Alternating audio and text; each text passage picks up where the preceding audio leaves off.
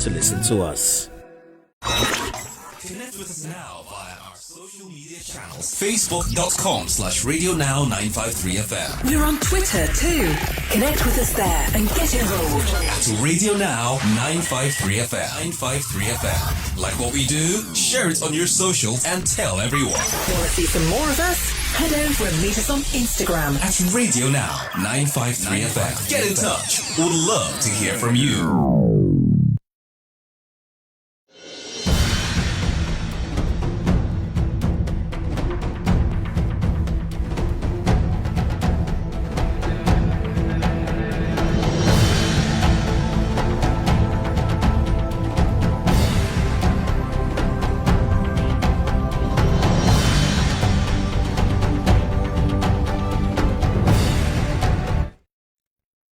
And welcome to the big story here on Radio Now 95.3 FM Lagos. I am Zainab Balogun Olu. Today on the big story, we'll be talking about digital rights. Apologies for starting behind shadow, but we're trying to put everything in order. So just this week, right, activist and publisher Sowore faced fresh charges after the Department of State Services accused him of making false claims about President Bola Tinubu on social media. And what was the statement? It was, this criminal at official PBAT actually went to Brazil to state that there is no more corruption under his regime in Nigeria. What audacity to lie shamelessly. Now, just recently as well, a human rights lawyer, Festus Ogun, filed a case against the state governor, that's the Lagos state governor, Babajide Sowore, for blocking him on X for criticizing government policies and demanding accountability for the October 2020 NSAS protest killings, although the governor has unblocked him now. Now, these are one of many cases. Journalists, lawyers, and everyday citizens have had their accounts suspended or blocked or even arrested for claims such as defamation, slander, libel. But beyond the Sowore issue, this raises a much bigger question as to where do our digital rights begin and end in a world where millions of Nigerians use platforms like Facebook, X, Instagram to engage government, demand transparency, or air frustrations. So at what point does this free expression online cross into defamation, libel, or even a crime under the Cybercrime Act? And should global tech platforms be compelled to act as enforcers of state censorship? So joining me this evening, I have a tech policy expert, Mr. Ade Atobatele. Good evening, Mr. Atobatele. It's great to have you on the program. Good evening. Good evening. Thank you nice so to much. be with you again. Thank you so much for joining us. And we also have a lawyer on the program very soon. But let me begin with you, Mr. Atobatele. And, I'll just ask your thoughts at first. How do you define digital rights in Nigeria's context, especially as it relates to freedom of expression online? I'm not the one that is going to define digital rights, though. We have the cybercrime law. Mm-hmm. The cybercrime law distinctly, along with the Constitution, where it is not in conflict with, defines what our digital rights are. Yeah. For everybody, whether you're a president or whether you're a newborn babe. So it's not for individuals to define that. And that brings us back to the point that there is actually a framework, and everybody is bound by it. Both the president, all his ministers, and individual citizens. We're all bound by the law. Yeah. I'm quite happy that the DSS has taken Sowore to court. It's much better than incarcerating him as they would have done before. But in your view, should online platforms like X, Facebook, or Instagram be subject to a government's regulation in the same way? For media houses, you're subject to, we have the NBC codes, then there's the Criminal Act code and the rest of it. But now online, they're telling, X to take down that message. Do you think that, online platforms should actually be subject to our own laws? Every platform should be subject to local laws when local citizens are involved. I can't sit in Malta and do Maltese crimes. I might be able to sit in Beijing and could do Maltese crimes, but definitely not sit in Malta and do so. So every platform should be subject to local laws where local citizens are involved, because those citizens are bound by the local laws. Okay, so I mean, this was the message received from X, according to Sowore. He said, and X wrote in part, we have not taken any action on the reported content at this time as a result of this request, as X strongly believes in defending and respecting the voice of our users. It is our policy to notify our users if we receive a legal request from an authorized entity. So what the platform is saying is, well, we respect the voice of our users, except now, legally, we're getting that. But it's more like what they're saying is the security operatives cannot say, oh, take down, and then we take it down. So how do we defend, or respect the voice of our users? And that's why I asked you that. In that case, it's a court issue, it's the court that will define. I mean, let me give a different analogy. Mm-hmm. We're in January 2026. We're all going to be subject to a new tax law. And that tax law says that if you're a Nigerian and you have income in Saudi Arabia or you have income in Manila, it is going to be taxed locally. So where is the difference here? X is not a sovereign nation in the same way that if I have shares in Saudi Arabia and they're not allowed to keep the dividends and not allow them to be taxed, they're not, so that they have to follow the local laws for the local citizens. So although I might be sitting in Monaco because I'm on holiday, if I'm resident in Lagos, my income will be taxed in Lagos. If I am sitting in Lagos and the cybercrime law says XYZ, I am subject to it. If I'm sitting in Saudi Arabia and I do the same thing, I'm not subject to that law, unless of course I'm now a resident. It all depends on whether I'm a resident or whether I'm a citizen as to where the local laws are. And I am subject to those laws. Okay. So I'll come back to you, Mr. Atobatele. We're taking this somewhere. But we have a legal practitioner joining us, Barrister Ekemini Udim. Good evening, Mr. Udim. It's great to have you on the program. Thank you so much for joining us, on this short notice. Yeah, thank you so much. Great to be here with you. All right. And so we're talking about digital rights, really. And, we're taking this off from the Sowore issue where a case has now been filed against him based on what he said, calling the president a criminal. And he said that, in relations to this criminal and official Hibat actually went to Brazil to state that there is no more corruption under his regime in Nigeria. What audacity to lie shamelessly. But I'm saying this is not the first case, right, we've seen when it comes to issues like this. And maybe I'll just take us back to some issues that we have seen so that we could talk about this. So I remember the Borno South Senator Ali Ndume, he had described the special advisor to the president, that's Bola Tinubu, on policy and communications, as a MAGA dog. Now, there was this particular activist in Sokoto, Amdiya Sidi Sharif. She was talking about the insecurity in the state. Yes, right. And she was charged to court for criticizing the governor. That case is still in court. I remember there was a particular 24-year-old who, called the first lady at the time, Aisha Buhari, and, said the mother has gotten fat on Mercy's money. He was arrested. There was Daniel Ojukwu as well, who was arrested. So was a journalist for a particular story that he put out that presidency official, at this time she was supposed to get monies to create school buildings and learning centers. But he said, those facilities were never created and he was arrested. So when it comes to digital rights, where do we draw the line? So people understand that, okay, this comment I'm making online, at the end of the day, there might be consequences for it. So where do we draw the lines on what we say in respect to the, Cybercrime Act?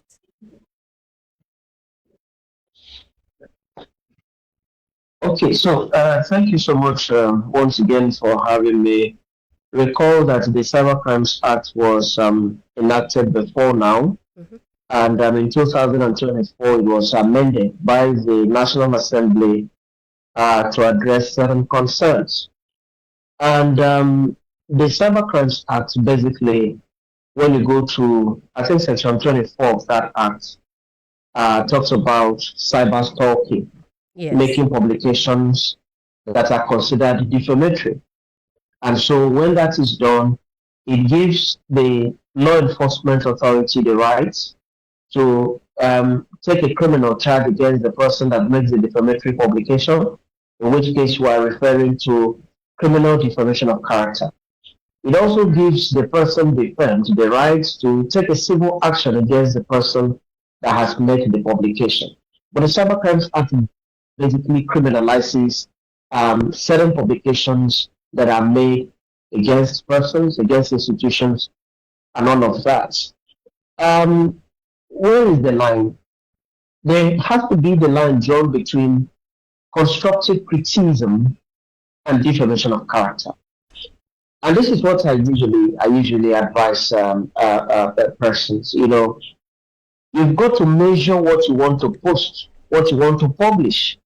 You should be able to go through it over and again, and then ask yourself the question: what I'm publishing, is it likely going to defend the other person?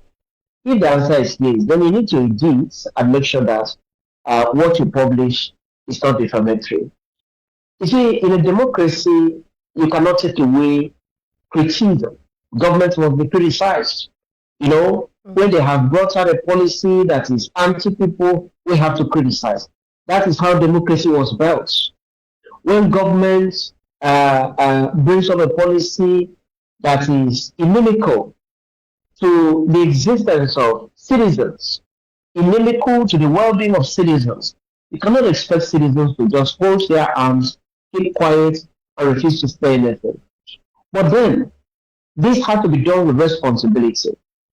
When we talk about digital rights, it basically means the fundamental rights that we have in the physical realm, like the rights to freedom of association, the rights to freedom of expression, the rights to freedom of movement, all the rights enshrined in the Constitution of Nigeria, and all the rights in the African Charter on Human Rights, and all the rights also in the Universal Declaration of Human Rights.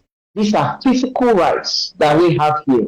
Now, all you need to do is just to transpose those rights to the digital realm. Okay? When that is done, it therefore means that all the rights that you have been enjoying in the physical realm, you can as well enjoy them in the digital realm. So, I have the right to freedom of expression using my mouth to talk. I also have that same right moved onto the digital realm to the sense that I can use my phone and talk with my phone. I can type, post on Twitter, post on Facebook, post on every other social media platform in exercise of that same rights that I have been exercising, physically. So, these rights are available to citizens of this country. There are many legislations, that have provided for these digital rights in favor of Nigerian citizens. But at the same time, it calls for responsibility on the part of anybody that is seeking to enjoy digital rights. Now, let's look at the Sowore matter. And I want Nigerians to be very honest about it. Now, Sowore calls the president of Nigeria a criminal after the president made the statements that he made in, I think, Brazil. And so that, we have combated corruption and all that. Everyone knows that corruption is still feeding very fast in Nigeria. And so the president was not right in that statement that Nigeria is no more a country of corruption and so on. We know that corruption is still feeding fast. If corruption is no more, the EFCC will not be there anymore. And many other indices of corruption. So they see corruption, we still need to fight it. But was Sowore right in describing the president of his country as a criminal? I think he was not right. Sowore was supposed to criticize the president in a more constructive manner, not to call the president a criminal. You will never hear an American call Trump a criminal, despite the criticism that the Americans have against Trump. They will never call him a criminal. Why? Because of the office Trump occupies. So I feel that the line was not properly drawn between criticism and defamation by Sowore. I'm not saying that he's guilty, but I'm saying that, calling the president a criminal, he should have called him, he should have criticized him in another way, but not to call the president a criminal. That's my take about this matter. Okay.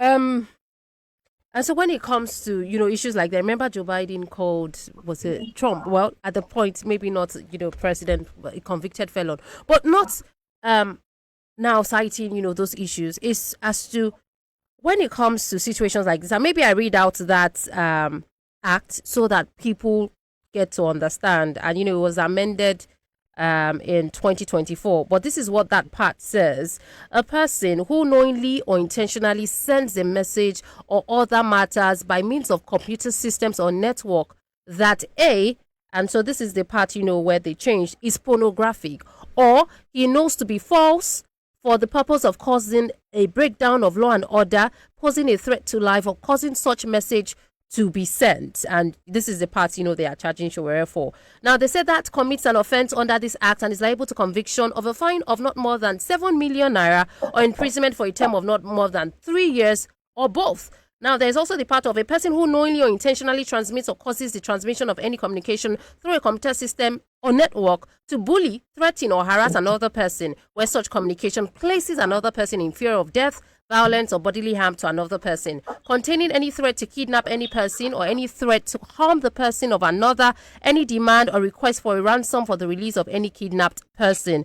That goes on. And the last part is containing any threat to harm the property or reputation of the addressee of another, or the reputation of a deceased person, or any other threat to accuse the addressee or any other person of a crime, to extort from any person, firm, association. It goes on and on. I remember they charged Sowore again for this when he called the Inspector General of Police illegal. And now for this, it's either a term of 10 years or a minimum of 25,000 naira. That's for A, and B for C is 15 million naira and 5 years or a minimum. So, for instance, now online, before I come back to Mr. Tobatele, so you say, oh, this man is a criminal. Oh, he said something, for instance, now, oh, corruption is gone. And somebody online just puts, really, this man is a criminal. Would we say that is defamation? Or, for instance, where that guy said, oh, this mother has eaten fat on the masses' money. She's grown fat, right? And I think they tried to just post pictures of when she came in and when she was in power, she was slim, and then later she added weight. So in that instance, would you say, okay, this is defamation? So that people know. You have read a part. Yeah. Now, you have read a portion that talks about harming the reputation, saying something or making a publication that has the propensity of harming the reputation of a person. Now, can we say that when you call the president of your country criminal, that you have not done anything harmful to the reputation of the president? I think that Sowore should have stayed on the issue. The issue was the president talking about Nigeria, being rid of corruption. Now, if you make a comment and say, no, sir, you are not telling the truth. Nigeria is still a country, with so much corruption in many places. I think that would be a fair comment. But you leave the issue of the corruption. You're not attacking the person of the president. You're calling him criminal. I think that was going too far. And if you look at the definition section of the Cybercrime Act that you just read, there is a section that talks about saying something or publishing something that has the propensity of harming the reputation of a person. This is where Sowore may have to explain so much about that very publication. But you know what? I do not feel the problem that I have here is whether the DSS can take Sowore to court for harming the reputation of the president. I think this is where the legal fireworks will go on in court as to, if I defend the president, is it not the president that should take me to court? Should it be the DSS? Taking Sowore to court for calling the president criminal, is it within the purview of the powers of the DSS? These are the questions that the court will have to answer. Okay. But talking to Nigerians generally, every Nigerian citizen generally, there is a law that criminalizes some category of publication online. I will not play by the rules. In this country, it is very difficult to talk yourself out of trouble when a matter goes to court. It takes 1, 2, 3, 4, 5 years, sometimes even more. Okay. And therefore, let us draw the line. Yes. Okay, I'll let you land on your thoughts. I need to come back to Mr. Atobatele.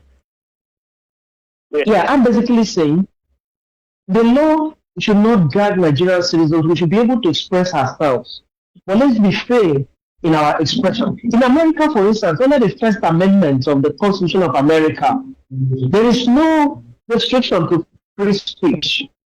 If you go the First Amendment of the American Constitution, it says that Parliament shall not make any law to restrict freedom of expression, religion, and so on. So you can say anything in America, and you will not be against the law. But in Nigeria, it's a different thing altogether. In Nigeria, fundamental rights are not licentious. They are with restrictions. They are with exceptions and so on. Okay. And that is why, in as much as I do not want Nigerian citizens to be guarded by security forces, let us express ourselves. Okay. But as we express ourselves, I think we need to draw the line between criticism and defamation of character. Okay, so Barrister Udim, I'll come back to you. I was going to ask about that DSS question, but I'll come back to you on that. Let me take you back to Mr. Tobatele. I mean, you cited the US, because I remember Elon Musk, also called Trump the most notorious criminal. I mean, sometimes you see issues. At that time when he was talking about migrants, people were calling him different names. Were they charged? Well, maybe I'm not privy to some, but I have not seen any case, against somebody. So I'll take it to you, Mr. Atobatele. From a technology, policy perspective, right? Do you think the Cybercrime Act is keeping pace with global digital rights standards? I think that we're in a little bit of a dilemma. There should not be any rights that do not exist in the physical world that suddenly exist in the virtual world. If I printed on a piece of paper and I put it through 10 of my neighbors' letterboxes that the president is a criminal, does that come under the Cybercrime Act? No, it won't come under the Cybercrime Act. They'd have to charge me under something else. And whatever that else is not going to have the punishment that the Cybercrime Act. First of all, that's where I think we should be thinking. I also think that in Nigeria, we need to ask ourselves, are the laws the right laws that we want?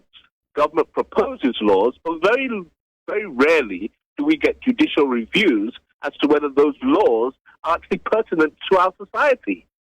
Why can't we criticize? My colleague on the right now, he's bringing emotion and ethics into the law. But is the law about emotion and ethics?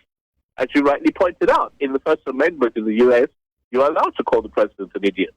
Does that bring reputational defamation? They don't believe so. Why do we believe that it does? I'm not saying that the cultures are the same. What I am saying is this what the people want? Or is it what the people that have brought the law want? I'm all for judicial reviews of laws that come from government that serve their purposes more than serve anybody else's. And I think that is a road that we should go down. The laws don't necessarily support everybody. They support particular caches, particular niches, particular domains. If you don't have particular resources, you can't actually pursue your rights, even though those rights are enshrined inside an act or a constitution. And that it doesn't make it equal for everybody. So it's all very well saying that because I have the power of the government behind me, I can do X, Y, Z. Right. And somebody else who doesn't have that power is also powerless because we're all equal under the Constitution. So the question really for me is, are these the right laws? The question people don't ask, or people have forgotten, is that, as my colleague pointed out, the law got amended in 2024. Why did it get amended? It got amended because I think one of the courts under which we give our jurisdiction said that particular law at the time was unconstitutional. It wasn't fair for human rights. So it doesn't mean that just because a law is there that it's right. It also needs to be challenged. And I think, to a degree, that's what Sowore is doing. Of course, he's doing it in the wrong way, and he might suffer personally for it. Okay. But he needs to have his day in court so that the law can actually be challenged. Because until the law is challenged, it doesn't have any weight. It's just like a hammer trying to push a straw through a piece of wood. Not many people had input to the amendment in 2024. It was mainly a government-sponsored amendment. So who is it serving and why? All right. Mr. Tobatele, because we have to wrap up now. On the flip side, what if there is no law, guiding what is said online, right? And, that's why we're also talking about policies. If online speech is left, completely unchecked, that part that talks about, you say something false, what then will be the implications if people could just, see anything? We need laws. We need laws. It's not just because of defamation.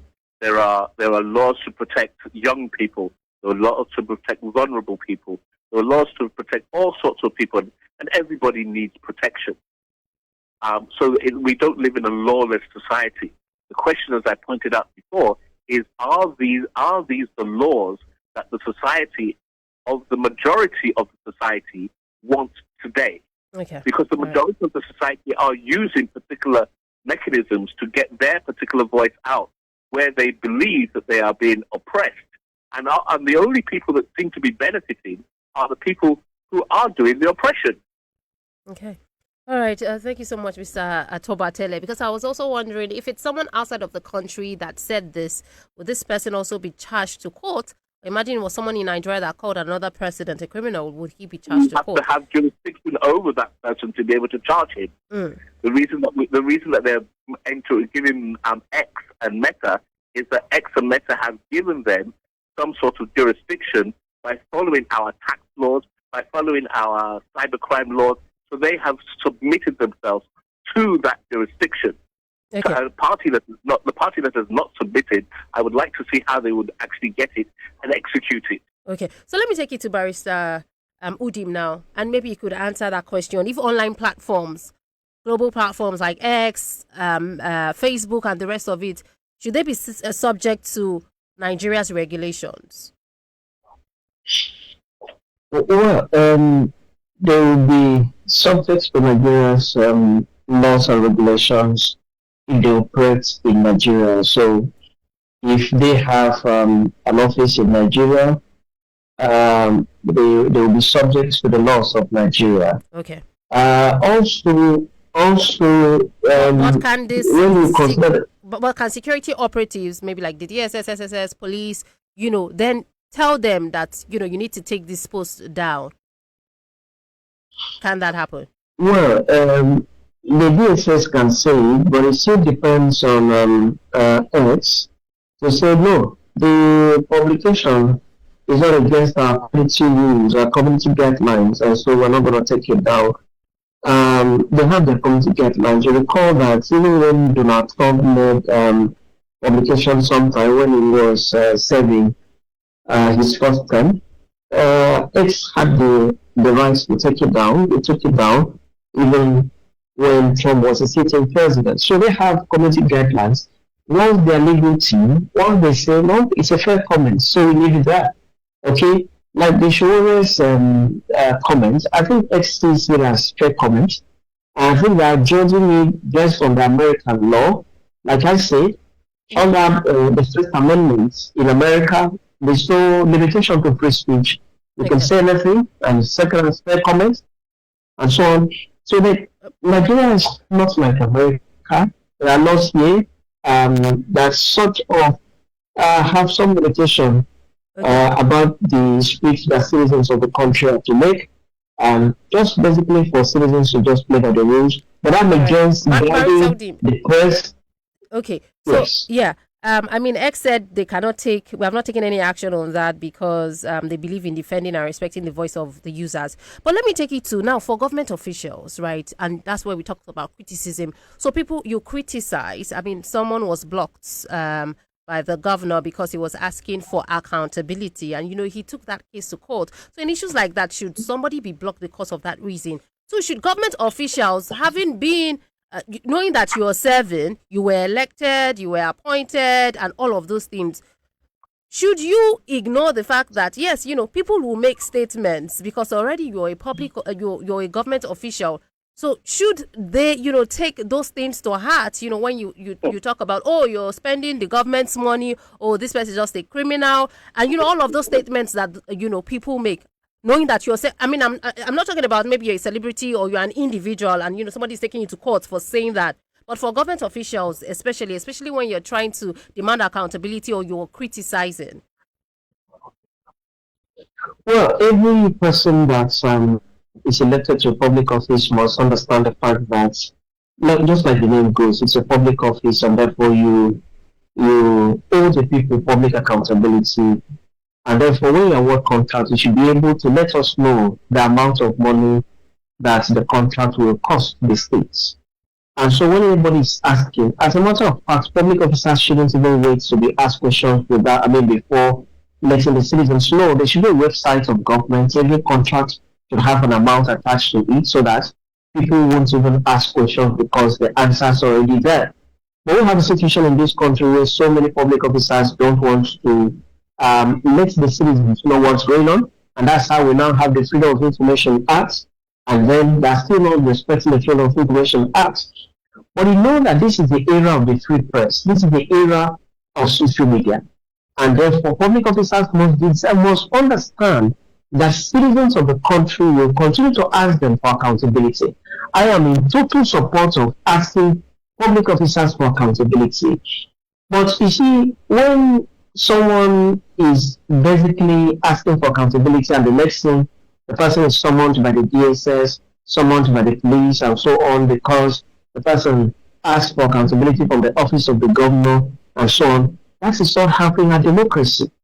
Free speech should not be that.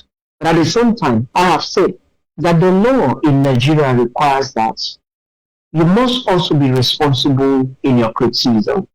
All right. If I'm calling you in printable names, the law is not going to be in support of me. So the law expects that as I'm criticizing the policies of your government, I should do so constructively. I should also understand that you have human rights, Yeah. So I will not, in the course of criticizing you, asking for accountability, now violate your own rights also as a human being, because my right stops where another person's rights begin. Okay. It just calls for accountability. Before you post, you should ask yourself the question: is it fair? Is it right that I want to post this? If you think it's fine, then you post. But if it is not, it's always the bottom for you to erase and then be able to post what is acceptable generally. Anyway, we'll see how that case, case pans out in court. For him to have said that, he said he would also show up in court and, present whatever evidence that he needs to. But in 1 minute, if you may, in cases like this, when it comes to defamation, libel, should it be a criminal case or a civil case? And two, for instance, you talked about, should he have been the DSS or should he have been the president himself suing?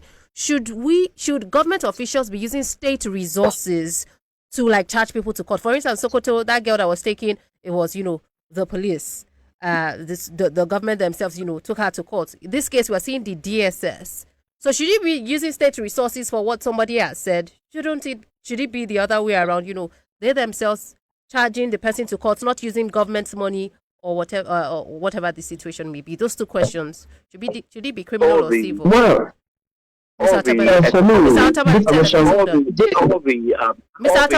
please hold on. Mr. Atabatele, please hold on. I just want to get his thought and come back to you. In 1 minute, Barrister Udim. Okay, for me, defamation of character should not be criminal. It should be civil. It should never be criminal. In most countries of the world, it is not criminal. You don't go to jail for saying something that injures the reputation of another. You rather pay damages and take down the publication, and that should be sufficient to the criminal. All right. And that is one. Number two, state resources should not be used in prosecuting defamation matters for the benefit of public officers.